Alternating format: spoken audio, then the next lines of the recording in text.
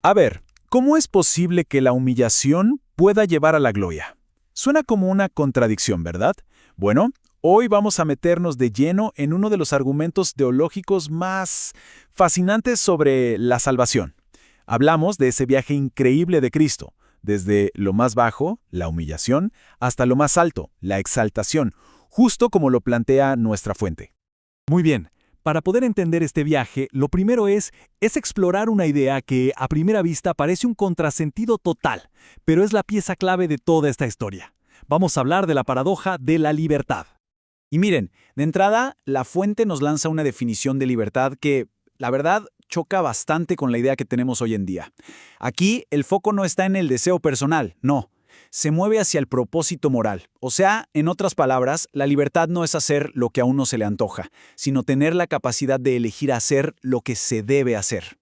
Y bueno, ¿dónde vemos el ejemplo máximo de esto? Pues, según la fuente, en la figura de Cristo. Porque, a pesar de su condición divina, no se aferró a ella como a un privilegio. Todo lo contrario. En lo que se describe como un acto de libertad absoluta, eligió voluntariamente el camino que tenía que seguir. Entonces aquí llegamos al punto clave, al corazón de la idea. La verdadera libertad, vista así, es entregarse. Es un acto completamente voluntario de darse a uno mismo para el bien de otro. La fuente lo resume de una forma muy potente. Un hombre libre es en esencia un hombre que se entrega. Y es justamente esta idea de entrega la que nos lleva de la mano a la primera parte de este increíble viaje, lo que la fuente llama el camino de la humillación. Pensemos en ello como un descenso. Pero ojo, este descenso no fue para nada un accidente ni algo forzado. Fue un proceso totalmente voluntario y con un objetivo clarísimo. A ver, primero, se humilló a sí mismo. Segundo, con esa acción vino al encuentro de la humanidad. Y tercero, y el punto culminante, es que al entregar su vida hizo posible la redención. El corazón de esta doctrina es la idea de la sustitución. Es decir, que Cristo vino a sufrir, pero no por algo que Él hizo, sino en lugar de la humanidad.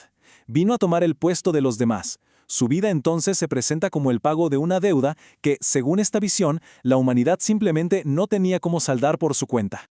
Y aquí hay una conexión muy interesante que la fuente resalta. Esta idea no salió de la nada, sino que ya se venía anunciando. ¿Cómo? A través de los sacrificios del Antiguo Testamento. Eran como símbolos o tipos, que actuaban como una sombra que apuntaba hacia la realidad que estaba por venir, el antitipo que sería Cristo mismo.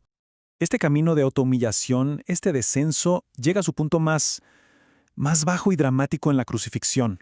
Es el momento cumbre de la humillación, y la fuente lo describe con unas palabras que son francamente impactantes. Ese momento en que la criatura le pone la mano en la cara a su creador y le quita la vida al autor mismo de la vida. Pero la historia no termina en esa oscuridad. Para nada. Aquí es donde todo da un giro de 180 grados. Pasamos de la humillación más profunda a lo que la fuente llama el estado de exaltación. Claro, hablar de exaltación es una cosa, pero ¿cómo se demuestra? Se necesita una prueba, algo tangible, algo aquí en la tierra que demuestre ese cambio tan radical. Entonces, la pregunta es, ¿cuál es esa prueba? La respuesta que nos da la fuente es una tumba vacía. Se hace hincapié en que, a diferencia de los fundadores de otras grandes religiones, su tumba está vacía, y ese hecho, esa ausencia, es precisamente lo que marca el inicio de su exaltación. Y al igual que el descenso, este ascenso a la gloria también tiene sus etapas. Primero, la resurrección, con un cuerpo ya transformado. Luego, la ascensión, el regreso a esa majestad en las alturas.